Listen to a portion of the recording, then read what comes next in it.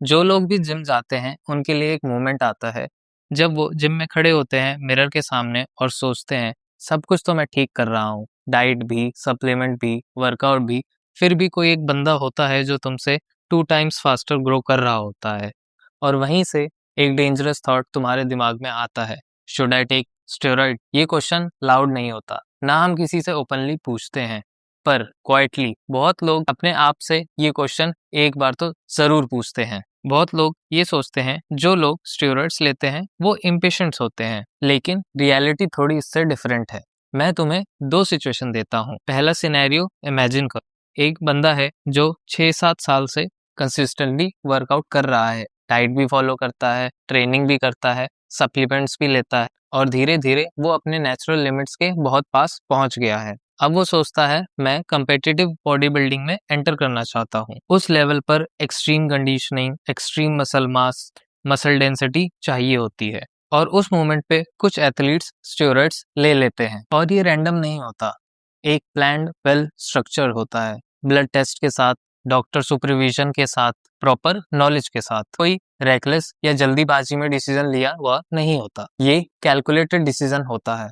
अब दूसरा scenario imagine करो, एक बिगनर है जो 1-2 साल से वर्कआउट कर रहा है, उसको प्रोग्रेस तो दिख रही है पर स्लो प्रोग्रेस दिख रही है। अब वो अपना इंस्टाग्राम या फिर सोशल मीडिया ओपन करता है और स्क्रॉल करना शुरू करता है और देखता है हर जगह ट्रांसफॉर्मेशन, हर जगह ripped body, muscle density, muscle mass, before after photos, fast transformation, हर जगह भरा पड़ा है। और जिम में उससे एक बंदा आता है और कहता है ये ट्राई कर ले, फास्ट ग्रो करेगा, और बिना समझे, बिना जाने, बिना कोई रिसर्च किए तुम उसकी एडवाइस ले लेते हो।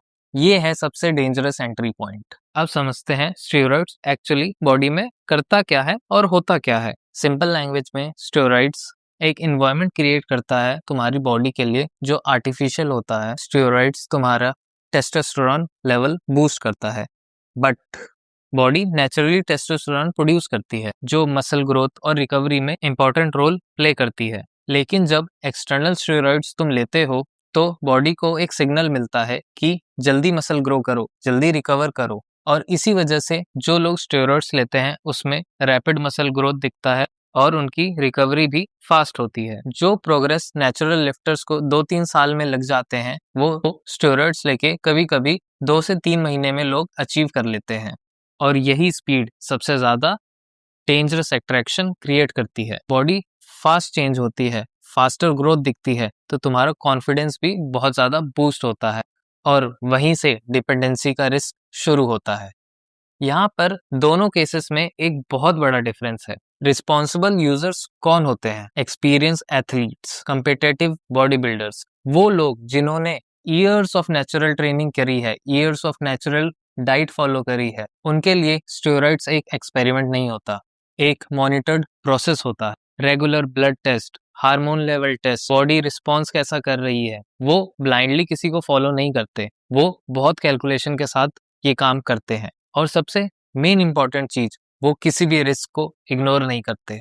अब जो रैंडम यूजर होते हैं जो किसी जिम ट्रेनर की बात पे आ जाते हैं या फिर अपने किसी जिम बडी के बातों में आ जाते हैं, ये सबसे रिस्की ग्रुप होता है। ये इंटरेस्ट के चक्कर में हाफ नॉलेज तो ले लेते हैं पर खुद से कोई रिसर्च नहीं करते, प्रॉपर गाइड नहीं होती, बिना कोई ब्लड टेस्ट, बिना किसी चेक के बस रैंडमली स्टेरॉइड्स इंटेक शुरू कर देते हैं। उन्हें लगता है एक इंजेक्शन, एक पिल तुम्हारा क्या ही कर देगी और बदले में बॉडी ट्रांसफॉर्म हो जाएगी। पर उन्हें ये समझ नहीं आता वो सिर्फ मसल ग्रो नहीं कर रहे, वो अपने नर्वस सिस्टम के साथ एक खेल खेल रहे हैं जो बहुत ही रिस्की काम है। सब लोग स्टेरॉइड्स का रिजल्ट तो देखते हैं लेकिन उसकी कॉस्ट नहीं देखते, हिडन कॉस्ट। जब बॉडी को एक्सटर्नल हार्मोन्स मिलते हैं तो वो अपना नेचुरल प्रोडक्शन कम कर देती है, क्योंकि बॉडी सोचती है अगर बाहर से ही मुझे ऑलरेडी हार्मोन्स मिल रहे हैं तो मैं अपना क्यों प्रोडक्शन करूं। और जब स्टेरॉइड्स सडनली लेना तुम बंद कर देते हो तब जाकर धीरे धीरे बॉडी फिर से अपने नेचुरल हार्मोन्स को बनाना शुरू करती है। कभी कभी इसमें वीक्स लग सकते हैं, कभी मंथ्स, कभी ईयर्स, और कुछ केसेस में तो ये कभी भी नेचुरली वैसी नहीं होती जैसी हुआ करती थी। ये पार्ट इंस्टाग्राम पर कभी नहीं दिखाया जाता, ना मूड स्विंग्स दिखते हैं, ना एनर्जी क्रैशेस, ना इंटरनल स्ट्रगल्स, सिर्फ दिखता है तो क्या, रिजल्ट्स। लेकिन सबसे इम्पोर्टेंट बात ये है, क्या मुझे स्टेरॉइड्स लेना चाहिए या नहीं? तो मैं तुमसे एक सवाल पूछता हूँ, क्या तुम अपने नेचुरल पोटेंशियल को एक्सीड कर चुके हो? मोस्ट ऑफ द यूजर का आंसर होगा नहीं। Most beginners proper training follow नहीं करते, प्रॉपर डाइट नहीं लेते, वो बिल्कुल डिसिप्लिन नहीं होते। डिसिप्लिन और कंसिस्टेंसी बहुत इंपॉर्टेंट फैक्टर है बॉडी बिल्डिंग में। सो क्या तुमने नेचुरली अपना सारा पोटेंशियल अचीव कर लिया है? अगर आंसर है नहीं, तो आप स्टेरॉइड्स के बारे में सोचो भी मत। स्टेरॉइड्स एक पावरफुल टूल हो सकता है, इसमें कोई भी डाउट नहीं है, लेकिन पावरफुल टूल रॉन्ग टाइमिंग बिल्कुल मैच नहीं करना चाहिए। ये शॉर्टकट नहीं है, ये हाई लाइफ रिस्क का मामला है और इस डिसीजन को कभी भी जल्दी में नहीं लेना चाहिए। सो मेरा मानना तो ये है, पहले कि तुम अपने नेचुरली कितना तुम बॉडी को पुश कर सकते हो उतना पुश करो। ह्यूमंस एक ऐसा स्पीसीज है जिसने नेचुरली बहुत ज़्यादा पोटेंशियल है। सो स्टेरॉइड्स एक सेकेंडरी चीज़ है, या फिर तुम बहुत ही कम्पिटिटिव बॉडी बिल्डिंग में जाना चाहते हो जो एनहेंस्ड ही है, उसमें जाना चाहते हो, तब तुम सोच सकते हो।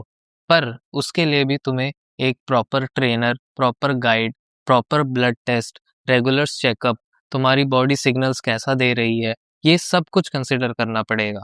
और अगर तुमने नेचुरल लिमिट अभी तक अपनी अचीव नहीं करी है या आसपास भी नहीं आए हो, तो ये स्टेरॉइड्स तुम्हारे लिए नहीं है।